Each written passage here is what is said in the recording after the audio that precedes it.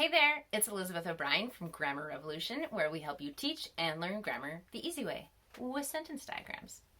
And today we are talking about a tip that will help you remember some of these subordinating conjunctions. But before we get to that, let's review what subordinating conjunctions are. Subordinating conjunctions join dependent adverb clauses to independent clauses. And just as a reminder, clauses are groups of words that have a subject and a verb. Check out this sentence. My mom smiled when I made dinner. And here's a sentence diagram also. We'll use sentence diagrams as we're learning about this. The first part of the sentence, my mom smiled, is an independent clause. It has a subject, mom, it has a verb, smiled, and it can stand alone as a complete thought. So that is an independent clause. The second part of the sentence, when I made dinner, that is a dependent clause. And just by looking at the diagram, you can see that when, the subordinating conjunction, is connecting the dependent adverb clause, when I made dinner, to the independent clause, my mom smiled. So when I made dinner is the dependent adverb clause, and when is the subordinating conjunction. Now, there are many subordinating conjunctions, but sometimes it can be helpful to memorize just a handful of them.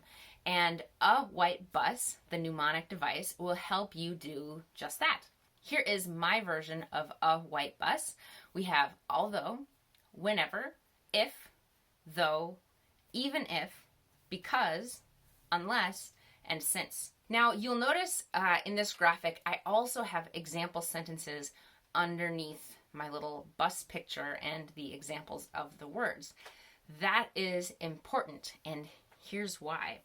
These words, the words on this list, I like to think of them as potential subordinating conjunctions because they can be other things as well. They can be other parts of speech.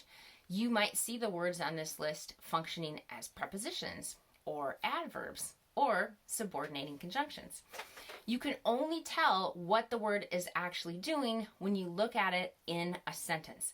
So those sentences underneath the graphic, those sentences give you examples of those words functioning as subordinating conjunctions. Let's just look at an example of this so you know what I'm talking about. Let's look at that word since. Here are two sentences with the word since, and it's only acting as a subordinating conjunction in one of these sentences. See if you can figure out which one is a subordinating conjunction. I'll pack my swimsuit since the hotel has a pool. Fred and Ginger have been dancing on the dance floor since last night. All right, we're going to look at sentence diagrams to look more closely at each sentence. Let's start with the first one. And this is the sentence where since is a subordinating conjunction. It is introducing the dependent adverb clause since the hotel has a pool. One thing that can kind of tip us off to figuring this out is that after the word since, there's a subject, hotel, and there's a verb, has. So that helps us know in this sentence, it's probably functioning as a subordinating conjunction. And in that diagram, you can see that since is connecting the dependent clause to the independent clause, which is on the top. Okay, let's look at that second sentence. Fred and Ginger have been dancing on the dance floor since last night.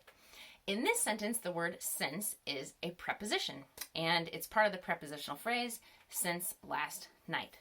So you have to stay on your toes when you're finding these words out in the wild. Don't just assume they're subordinating conjunctions, even if they're on this list, the a white bus list. They might be conjunctions, they might be something else. So you have to look at each sentence. I hope that this tip was helpful for you. If you would like to learn more about teaching or learning grammar with sentence diagrams and videos kind of like this, you can check out the website, which is grammarrevolution.com. I'll see you later. Bye.